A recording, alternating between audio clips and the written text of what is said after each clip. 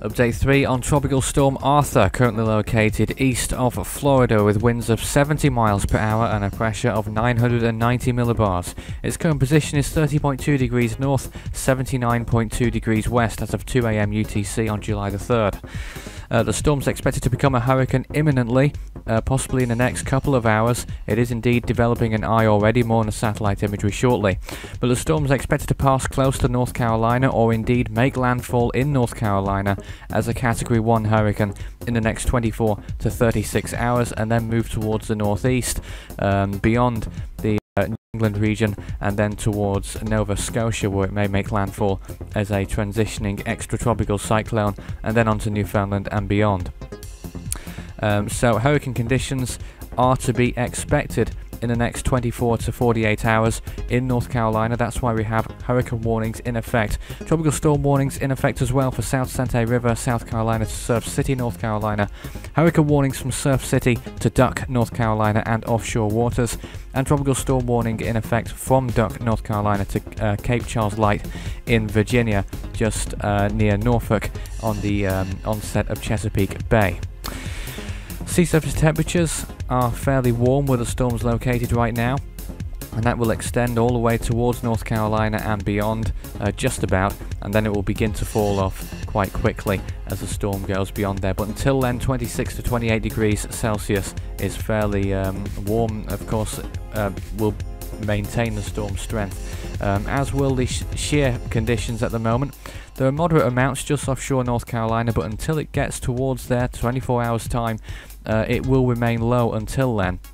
Indeed, it is decreasing ever so slightly along the coast of North Carolina, so that is also going in its favour just about at the moment. But as you can see, Tropical Storm Arthur likely to become a hurricane in those conditions. And here's the latest satellite image showing the water vapour just off the northern edge of the storm. A little bit of dry air, but nothing too significant really. And all points southeast and west, a very moist environment, half of it created by the storm. But you can see the structure of the storm there as well in that image there. So this is what the latest computer models are saying. The intensity forecast first of all. Only the blue line, the HWRF, takes it to Category 2 intensity. The SHP takes it to a borderline Cat 1/2. But all of the models now predict a hurricane, as has been the case for some time now. The forecast track model, the blue line is the only one that takes it over land over North Carolina near the Outer Banks region. The other ones take it just offshore and then a landfall in Nova Scotia for all three. The wind shear, you can see it going through the roof on days 2 and 3 from the 5th of July onwards. High amounts of shear, but until then moderate at most, and that should keep things going for Arthur in the next few days. Sea surface temperatures as well, conducive for 2 more days until the 5th of July, when it will really drop off very quickly from 28 degrees to sub-conducive conditions.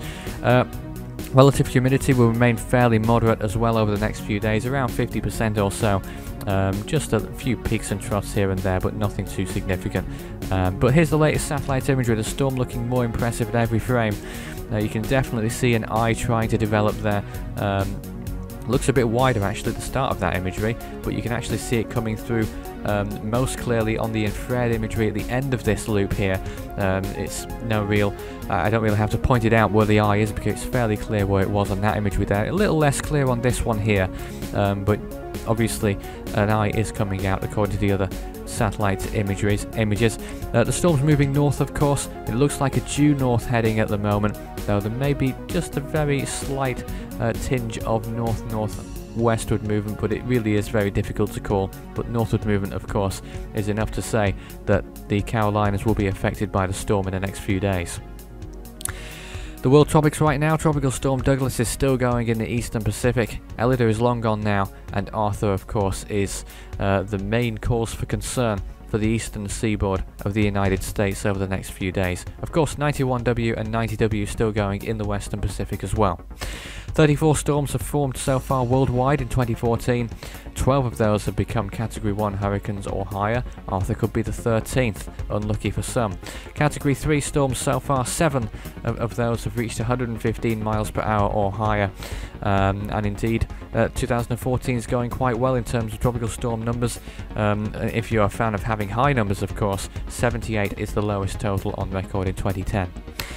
Force 13's outlets, there are 6 of them. You can visit the website force13.com for the latest on the current situation in the tropics. That will keep you most up to date. Of course, we have the video sites, YouTube and Dailymotion. Force 13's on both of those. You're probably watching from one of those right now.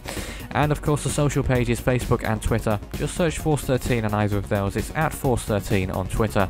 And you can add Fool 13 for Tropical Weather Chat on Skype if you so wish to do so. Personally, I don't bite. The next update on this storm will follow sometime in the evening on Thursday. That's July the 3rd. That's all for now though.